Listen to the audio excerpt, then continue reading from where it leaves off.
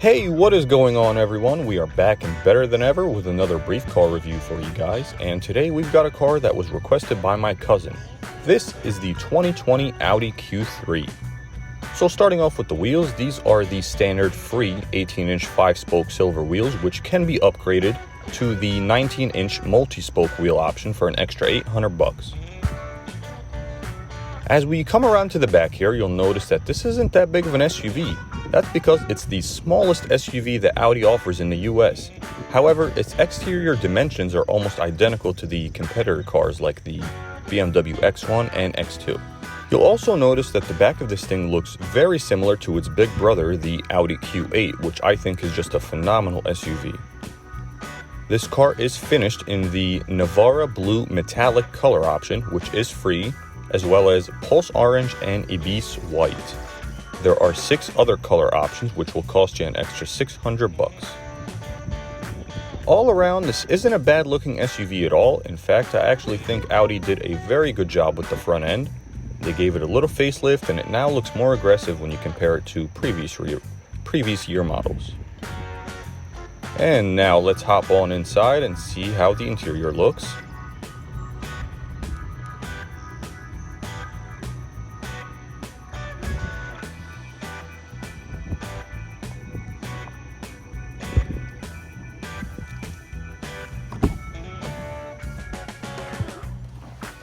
When you first climb in, you definitely feel like you're in an Audi with good quality finishes and just an all-around elegant looking interior. These cars don't come with a push to start button, so you'll have to start it up by holding down this brake pedal here and just turning the key. One other thing you'll notice is that the infotainment screen is now embedded into the center console area there, and it no longer just sits at the top of the dash like the previous year's Audis, which I think was a very good move. I kind of hated that screen just sitting up there with all that empty space. I don't know, just kind of weird. Starting off with the steering wheel, there are a bunch of buttons that you can play around with and configure to suit your driving needs.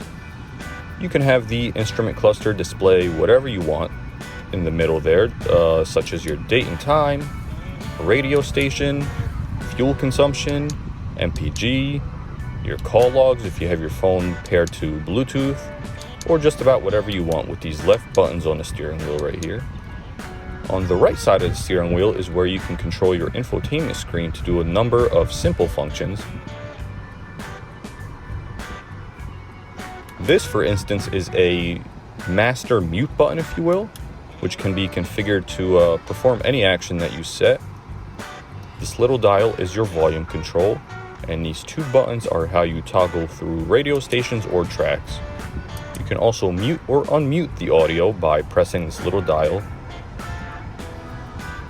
Over to the screen, you'll see it looks a lot different than previous Audi models.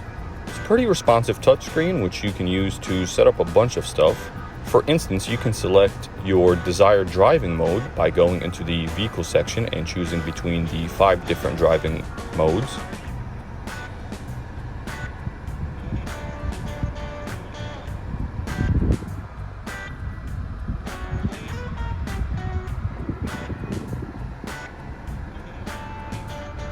You can also do the same thing with this little button right down here by pressing it up or down. We're just going to leave it on auto for now. Also in the vehicle section, you can configure driver assistance. For example, if you set the speed warning bar to a certain speed, the car will start beeping at you and display a warning message if you go over that speed, which can be useful, I guess, but also kind of annoying. You can also set the outside lights, auto recirculation, blah blah blah, which can all be done with regular buttons right down here, and we're just going to skip most of that because I doubt you guys really want to see that. But this is something that I've actually never seen in a car before, which is pretty quirky but kind of cool. It's a wiper changing mode, which you can use if you don't feel like lifting your wipers up when you go to change them. This feature will lift them up for you because, you know, you're in an Audi. Why should you have to get out and lift your own wipers up when you go to change them, right? Down here to the climate control, you get these super basic knobs and controls, which actually look a little bit outdated when you compare them to the, the Q5 and the Q7, but that's okay. You get what you pay for. At least you do get the standard 3-level heated seats for both driver and passenger.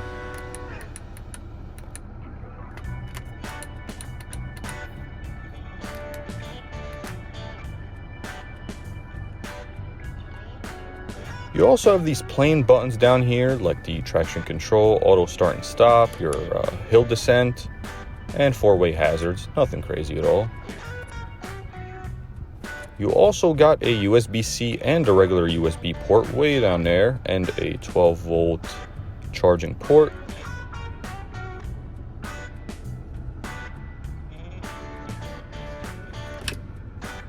This is your electronic e-brake switch, which I feel like every car is doing now. You just lift it up to engage it and push it down to disengage it. I wonder how you would drift a car with electronic e-brake. Never mind. Alright, now let's hear what this inline-4 turbocharged engine sounds like. It's actually not bad. Definitely doesn't sound powerful, but could be worse, right? Oh yeah, let me show you how big, or how small, I should say, your center console is. I mean, come on, seriously? What are you supposed to fit in there? Maybe a cell phone and a wallet? Oh yeah, one more thing in here is the volume control knob, which actually took me a little bit of time to find. It's way down over there, which you can also push to the right or left to change radio stations or tracks. I don't know if Audi should have stuck that way back there. It's a little bit hard to get to. I mean, maybe they should have just sloped the entire center console down and got rid of this indent back there just to stick a volume control button, but what do I know?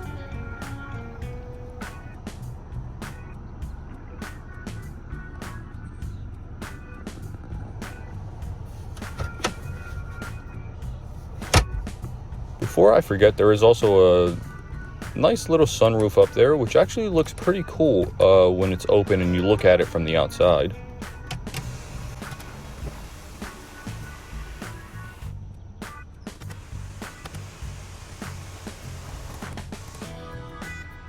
Your lights are controlled by this almost touchscreen-like set of buttons to the left here.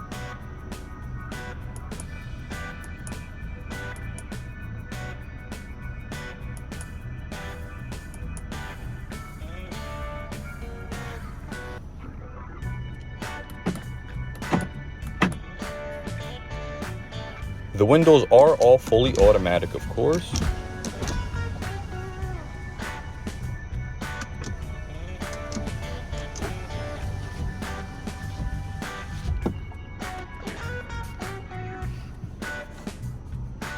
Now, I actually really like this door handle. I don't know why. I think it's pretty neat. I think it's pretty unique and not plain and boring like the regular Audi ones. I don't know. Looks pretty cool. The door's also very light, easy to open. Alright, let's head to the trunk and let me show you under the hood real quick.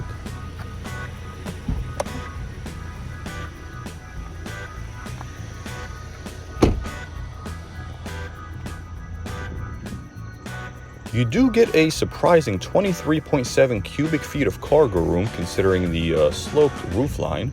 It's actually just a little bit smaller than the competition. To close it, you just simply press the button. It actually closes kind of quick too.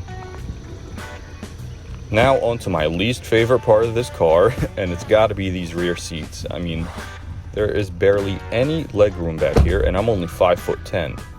There's no shot a 6-foot passenger is fitting back there unless the driver is under 5 feet tall. I don't know, it's just so tiny back here.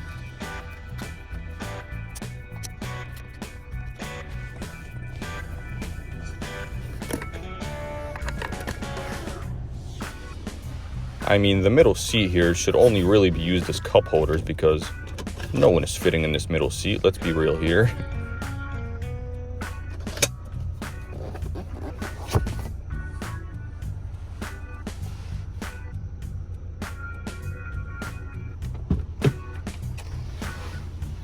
Now under the hood, let's see what we've got here.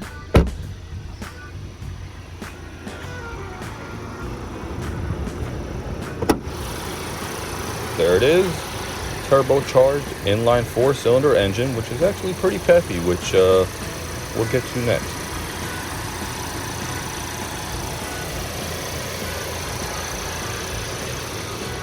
All around, it's a very good looking car. I mean, with very little space and storage, but it's also very affordable at just $34,700, which is cheaper than a lot of its competitors, so you kind of get what you pay for. That's not to say that this is a bad car at all. It's just a slightly above average small SUV in my opinion. Alright, now it's time for the fun part. First things first, let's do a 0 to 60 test with the AC off and the car in dynamic mode. Here we go.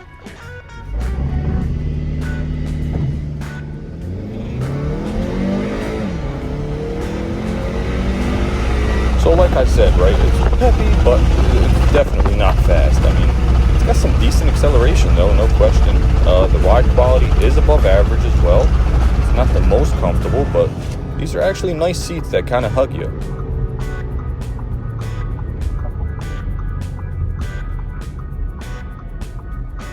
Now the handling on this car is actually better than the X1 and X2 handling for sure. Audi actually might have one of the best all-wheel drive systems out there.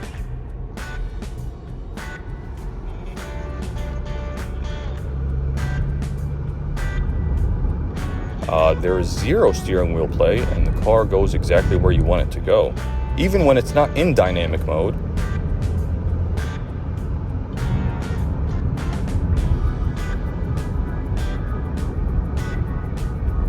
If anything, there might be the smallest amount of understeer, but nonetheless, it's very, very easy to drive.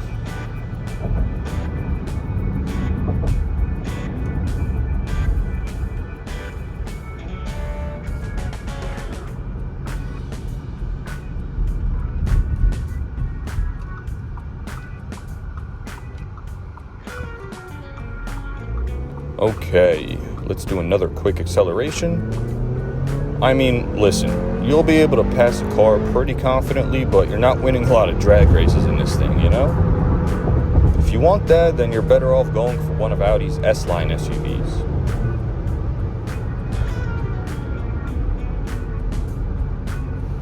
The downshifts are actually pretty smooth too, with great rev matching like almost every Audi vehicle.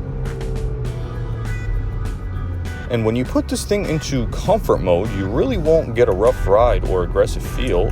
It's pretty mellow and smooth, but you can still feel some of the bumps since this is a little bit lower to the ground. But it's nothing that should turn you off from buying this car, of course.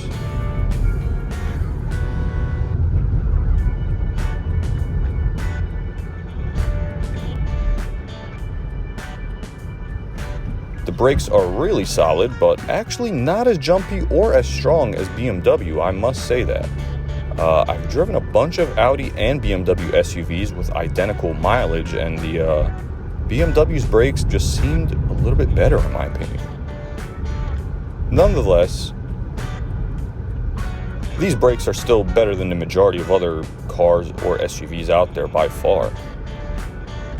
When it comes to MPG, this actually gets below average gas mileage with only 19 in the city and 27 on the highway, which is worse than almost all of its competitors. Oh yeah, one more thing.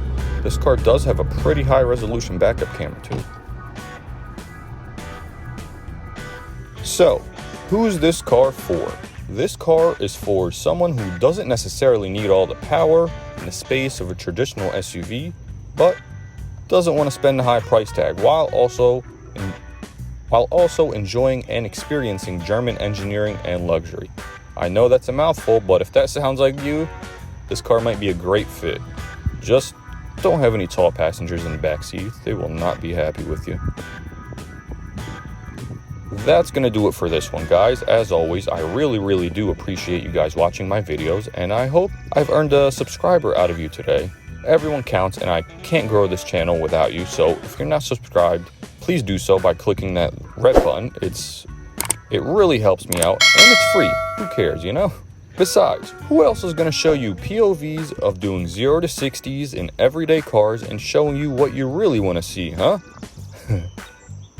Thanks again, everyone. Be safe out there and have a great day.